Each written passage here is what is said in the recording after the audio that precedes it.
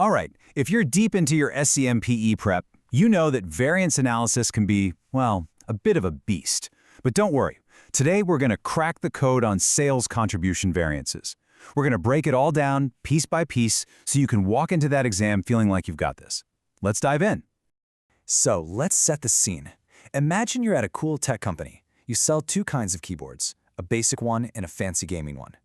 End of the quarter, the boss comes in and says, "Folks, we missed our contribution margin target." Yikes. So what happened? Was our pricing off? Did we just not sell enough units? Or, and this is the tricky part, did we sell the wrong mix of keyboards? This is exactly the kind of mystery that variance analysis helps us solve. So here's our game plan.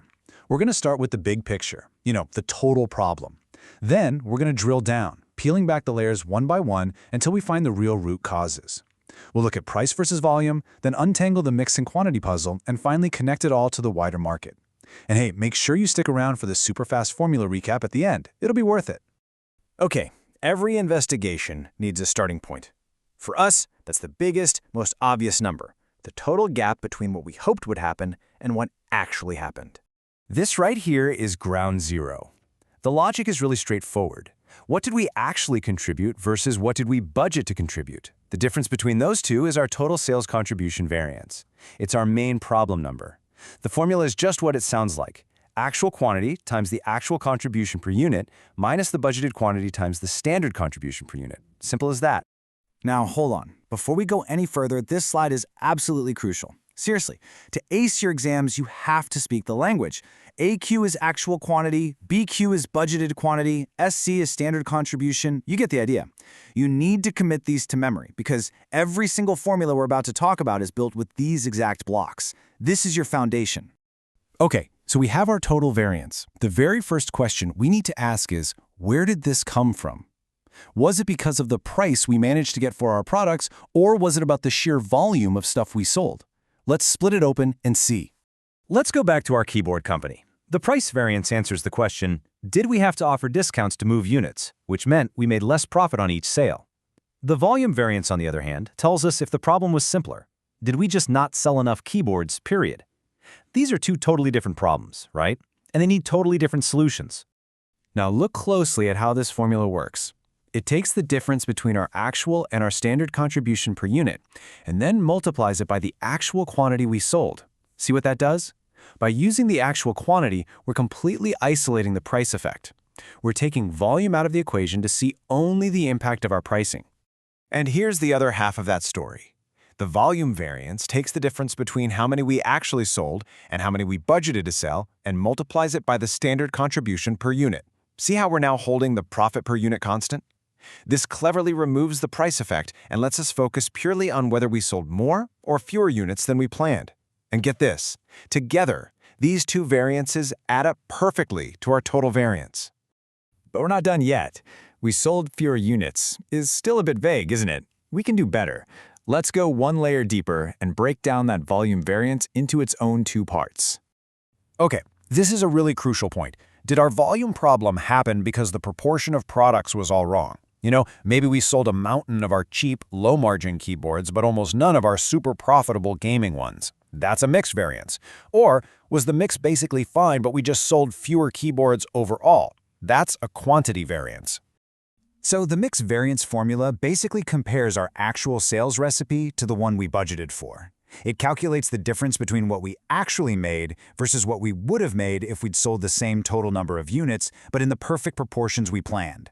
That RAQ, or revised actual quantity, is key here. It's just a way of representing that ideal mix at our actual sales volume. The quantity variance then finishes the job. It compares the contribution we would have gotten from that ideal mix, the RAQ, to our original budget.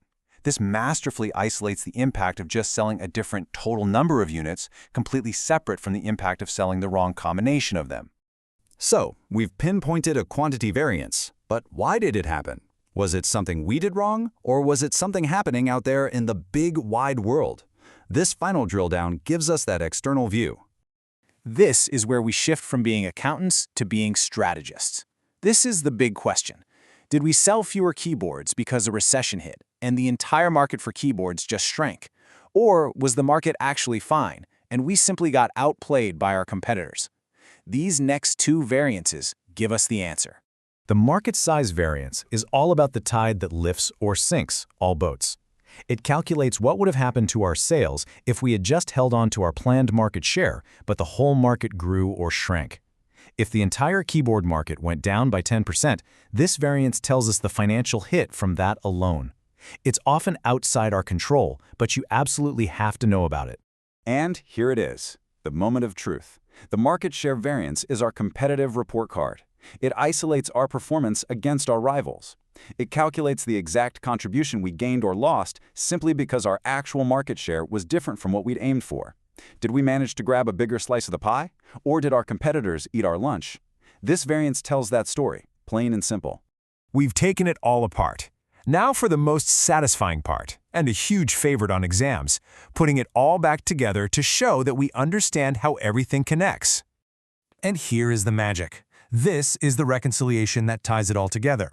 The formulas prove that if you add up the market size variance and the market share variance, they perfectly exactly equal the sales contribution quantity variance we calculated a few minutes ago. Understanding this proves you don't just know the formulas, you understand the logic, and that's where the top marks are. And there you have it, our complete diagnostic toolkit. We started with one big, scary number at the top, and we logically drilled down through 3 layers to get a crystal clear strategic view of what really happened. Total splits into price and volume. Volume splits into mix and quantity splits into market size and market share. It's actually pretty elegant when you see it all laid out, isn't it? Phew, okay, that was a lot to take in. Let's lock it all into your brain with a super fast, high-speed formula flash recap. You ready? Let's go. First, the big one, the total sales contribution variance. That breaks down into the price variance and the volume variance. We then split the volume variance into the mix variance and the quantity variance. And finally, we explain the quantity variance with the market size variance and the market share variance. Boom, that's the whole framework. So I'll leave you with one final thought. Now that you've got this entire toolkit at your disposal, which one of these variances do you think tells the most important story? Which one would you, as a manager, obsess over? Is it the internal focus on your product mix, or the external, competitive battle for market share? The answer says a lot about a company's real strategy. Something to think about. Thanks so much for joining me.